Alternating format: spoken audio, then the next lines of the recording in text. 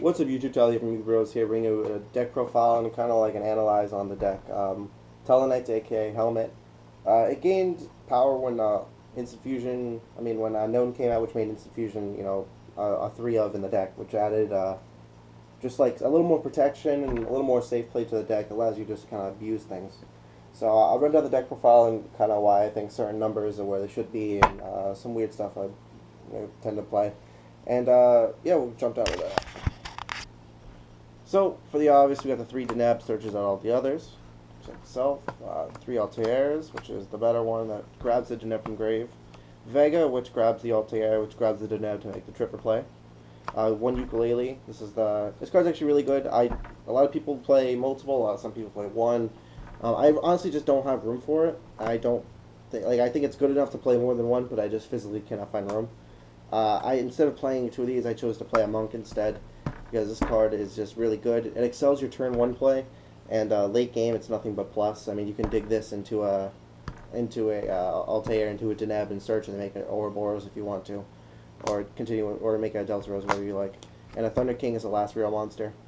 Those are the 2 like non-Tellarknight monsters I play. This card's just really good, summon and protect, and this card just, like I said, excels. Also, this turn 1 with a Thunder King against Knocklots is really strong. And then the 2 hand traps I play, or 3 I played, triple Maxi, because right now this is Konami format, and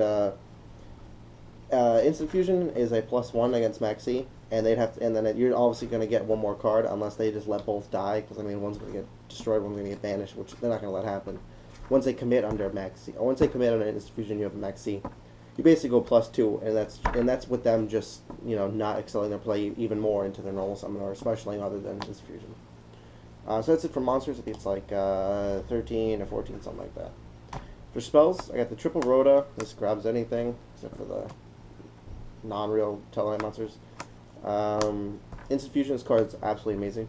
It allows you basically to make a Diamond Dire pop the only problem. If so, lets you make Utopia after you've made real plays, which, believe it or not, is a huge deal. And it also just gets you that extra Tellarknight monster if you're trying to dig for things, or it makes the extra good plays. 3 space because you want to remove the problems before it occurs. The Soul Charge, a book, and a Regeki are the one-ofs. I didn't think Soul Charge was really necessary, but me and Danny have been working on the deck, and it's really good because it just makes plays when you like.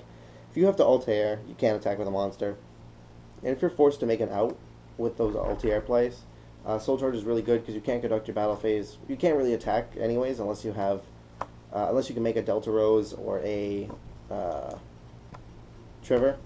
So I mean, if you already used your Altair play to make like an Arc to get rid of like a construct, or or Castel get rid of a construct, you could Soul Charge and make an Ouroboros or something like that, or make a Delta Rose just to be able to pop a card. 3 traps.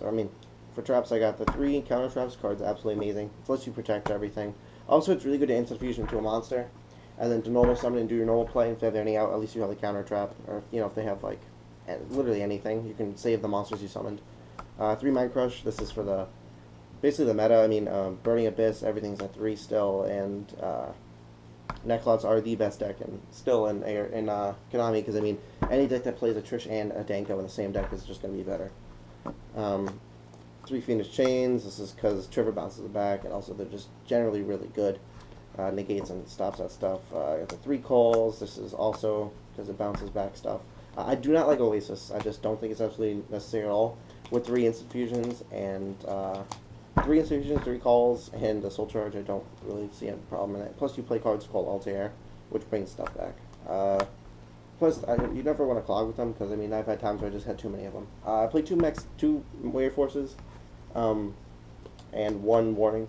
This is 41, and for a reason why I don't play 3 Mirror Force is just because I chose to play cards like Book of Moon, which 1 is a standalone great card, and 2 it applies to the Summoner Monk play, which it's just really good. Summoner Monk in a sense can add a lot to your turn 1, and your turn 1's where you want to get to. So if you can't dig for things, that is an option. For extra deck, I believe this is 16 in the extra deck. I don't really know. I keep taking things in and out. I played 2 Known and 1 Panzer Dragon. This is a thing we worked on because, like I was saying before, if you get max unit instant fusion, you're gonna summon the 1 and then the 2, and that's a +1, and then you're gonna get, then they're gonna carry on. But if they max you summon the Panzer Dragon, you're able to just the normal summon your Deneb, and then set background pass, and on in face you're gonna pop. It's also an out to a lot of like problematic cards, so it's good in that sense. I'll most likely be playing it in any tournament play because it's the correct card to play. It's a correct card to summon under Maxi, and I don't want to be stuck giving them a plus just because I activated something because I need to excel my play. For rank 4s, I got the Dweller, Exciton, Castel, Arc, Diamondire, Rhapsody, Emerald, Utopia, Ouroboros, the 2 Trivers, the Delta Rose, and Diamond. The Dweller is extremely good because it's so easy to make now, so you can make it and then do your normal plays. Because with Instant Fusion, any rank 4 is initially free. So your Instant Fusion turns into summoning a rank 4 with 2 materials on it. And that's really strong because you can open up your play with a Diamond Dire to pop the problematic card, a Castel to remove the cards, a Dweller. So now you can make a free Dweller and then Castel the Downer or the Dante, if that's a thing. It lets you just get rid of things. It's really good. The ideal, like another like really good card and is Ouroboros and Utopia have been nothing but amazing. Ouroboros is just extremely strong when you can't get to a Trevor because although making a Trevor seems to be very easy, there are times where you can just make an Ouroboros because you don't have the 3.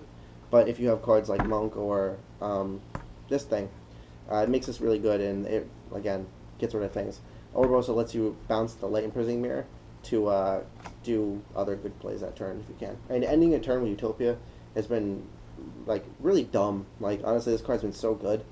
And you wouldn't think it is because, I mean, it's a Utopia. But ending a card that says you can't attack or negating a thing means I have to get rid of that first. And for side deck, side decks are never definite, but the general thing you should be playing is like the 3 anti-spell fragrances. This is for obviously neckcloths, and also bounces back with Trevor. The Chaos Trap holes, which are a definite. This is for Ying Zing, and this is mainly for Danko. So this goes in every time, so you don't just lose with Danko. And also it hits the Manjus and Senjus if they use a normal summon on that, and you're in that type of position. But like I said, it's versatile, so you mean you can use it against Ying Zing. Iron Walls for neckcloths, depending on how you feel like playing them. Cosmos, and there's another deck that plays. I don't know what it was. 1 Kaiku, 1 Summoner Monk, or 2nd Summoner Monk. This is for against neckcloths because you want to see a turn 1, so you can open up your play. Summoning this, so you can open up with the Monk, so you guarantee a Deneb, a Thunder King, or a Kaiku. That way, your turn 1, because most likely your game 1 against a neckcloths in Konami form is like if they trish you, you're gonna have a problem winning. But if they don't trish you and you control traps, you win game 1. So if you lose game 1, you want to be able to open up that type of board so you know you're in an established position. Because I mean, at that point you have either a Monk and a Kaiku and protection, a Monk and a Thunder King, which is better turn 1 and protection, and then and if not, then a Monk into a Deneb. And then right there you can just make a Utopia or whatever you feel like is good. What else do I got in here? I got the 1 Vanities because I wanted to make room for the main deck, but like I said, it's 41. Fitting stuff in the main was really hard.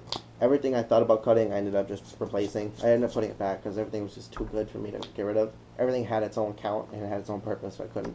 But this side, it's really strong against just about everything. So 3 Retaliating Seas cards a blowout against Dolls, says Daniel. And it is a good card. I like it a lot against neckcloths. And then 2 Zombie Worlds. This is mainly because people at locals are playing some, like, 3 people at locals are playing like some Vanity Stun thing or Quill Fort.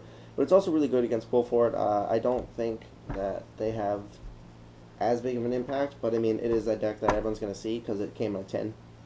So that's it. And the only thing I would replace these with is I would definitely replace these with Trap Stuns or Wiretapped, because versus Burning Abyss, once you Trap Stun them, it's very easy to make a Dweller Exciton, and at that point they usually just lose, depending on their counts and stuff. Plus it shuts off things like Light Imprisoning Mirror, and it shuts off skill drain where wiretap, which is wiretap is very good as well, but wiretap won't shut things off, but wiretap will prevent things from happening. Also, the mirror deck is really good. So that's Satellerknight deck profile and the reason why I play things. This is easily one of the better budget competitive decks that's ever come out. I mean, realistically, the whole deck's fairly cheap. Everything comes in a lower rarity for the most part, and besides finding like common instant fusions, which people most likely just have, because I mean, Noden's been announced for a long time, so people already have. Deneb's come in tin. Like everything's really affordable, and for a deck that just did well, I mean, this deck, 2 people topped at the ARG in Minneapolis with this deck, and they had 1 fusion, and there was really no other difference. So I mean, like the deck can definitely do well, and it's just you have to. It's the deck. The only reason why the deck doesn't excel at its best is because honestly, Danko and Trish are just too good. I mean, you can't expect a deck like this to beat a deck that to beat cards that say non-target or move 3. I mean, once you hit a Deneb, a card in hand, which is most likely an Altair, and a card on field, which is most likely going to be, you know, a Call the Haunted or a trap that's set. That's just absolutely useless at that point. It's not as good as anymore. So yeah, that's a Satellerknight deck profile. If you have any questions or comments, sub, like, request. We do more stuff like this or talk about more meta decks. I'll be doing Cosmos because ARG is coming up in this week's Scat Skill. The next weekend is ARG, so I'll be doing a Cosmo deck list and most likely a discussion. Hopefully some interviews coming to Indianapolis or wherever the fuck we're going in 2 weeks. Atlantic City. That's where we're going, Atlantic City. So hopefully we're doing some interviews and do some cool content everyone wanted to do. But if not, sorry about that, but we should be getting to it.